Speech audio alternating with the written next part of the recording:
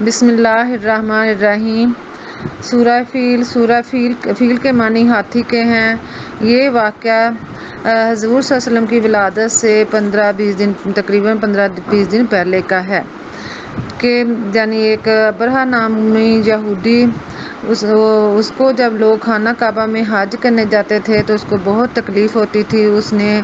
ایسے کیا ایک بہت بڑا محل بنایا اور بہت خوبصورت، اور وہ لوگوں میں اعلان کرتا تھا کہ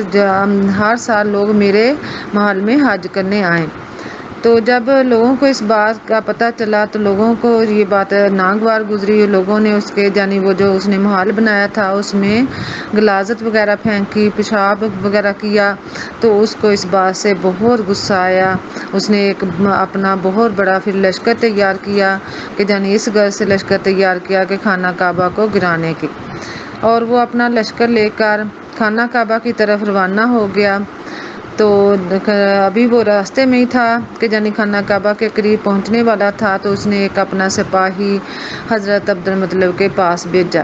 کیونکہ جو قریش کے خاندان والے سارے خانہ کعبہ کے قریب آباد تھے، تو اس کو ابرہہ کو یہ تھا کہ جب میں خانہ کعبہ کو گرانے کے لیے یعنی ادھر پہنچوں گا تو وہ میرا راستہ روکیں گے، تو اس لیے اس نے اپنا ایک سپاہی ان کو بھیجا کہ اگر آپ لوگوں نے میرا راستہ روکا تو میں آپ کے ساتھ بہت برا سلوک کروں گا۔ تو عبدالمطلب نے اس کی بات سن کر اس کو جواب دیا کہ خانہ کعبہ اللہ تعالیٰ کا گھر ہے اور وہی اس کی حفاظت فرمائے گا۔ تو وہ آدمی نے چلا گیا۔ پھر اس نے جب ایک دوسری دفعہ اس آدمی کو پھر دوبارہ ان کے پاس بھیجا تاکہ ان کو صحیح طرح سے وہ آگاہ کر دے کہ اگر انہوں نے میرا راستہ روکا تو میں ان کے ساتھ بہت برا سلوک کروں گا۔ تو انہوں نے اس سپاہی نے آ کر پھر دوبارہ انہیں کہا کہ ابرہہ یعنی یہودی جو ہے وہ کہتا ہے کہ اگر میرا راستہ روکا تو میں ان کے ساتھ بہت برا سلوک کروں گا۔ تو عبدالمطلب کو اس بات کا علم ہو گیا کہ جب وہ خانہ کعبہ کو کوئی نقصان پہنچائے گا تو ایک بہت بڑا عذاب آئے گا۔ تو حضرت عبدالمطلب نے اپنے خاندان والوں کو یعنی اعلان کیا کہ آپ لوگ ادھر سے کیا کریں، اپنے گھر بار چھوڑ کر نکل پڑیں۔ تو وہ سب کیا ہیں یعنی سارے ادھر سے اپنے گھر بار چھوڑ کر نکل گئے، پہاڑوں پر چلے گئے، اور وہ جب قریب پہنچا تو اللہ تعالیٰ نے ایک بہت بڑا عذاب نازل فرمایا کہ یعنی آسمان سے اللہ تعالیٰ نے یہ ابابیل جو چڑیا ہوتی ہیں وہ نازل فرمائیں، اور وہ ان کے منہوں میں کنکریاں تھیں، وہ کنکریاں یعنی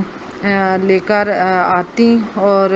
ہاتھیوں پر فوج پر پھینک کر زور سے پھینک کر چلی جاتی، اور ایک لشکر آتا ڈر پہ یعنی وہ آ رہی تھیں اور ان پر کنکریاں پھینک کر جاتی۔ ایسے بار بار وہ لشکر ان کے یعنی ابابیل کے لشکر آتے اور ان پر کنکریاں پھینک کر چلے جاتے، اور اس طرح وہ کیا ہو گئے یعنی اس کا جو لشکر تھا یعنی اس کے جو ہاتھی وغیرہ تھے ہر چیز وہ ایسے ہو گئی جیسے کھایا ہوا بھوسا۔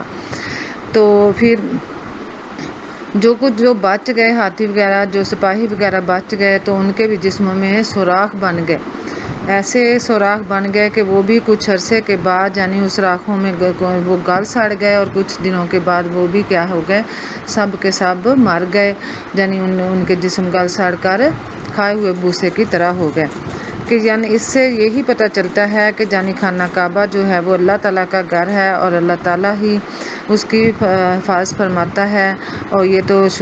قرآن پاک میں بھی اس کا ذکر آتا ہے کہ اللہ تعالیٰ خانہ کعبہ اللہ تعالیٰ کا گھر ہے اور وہی اسی کی حفاظت فرمائے گا۔ جیسے قرآن پاک کہ اس میں بھی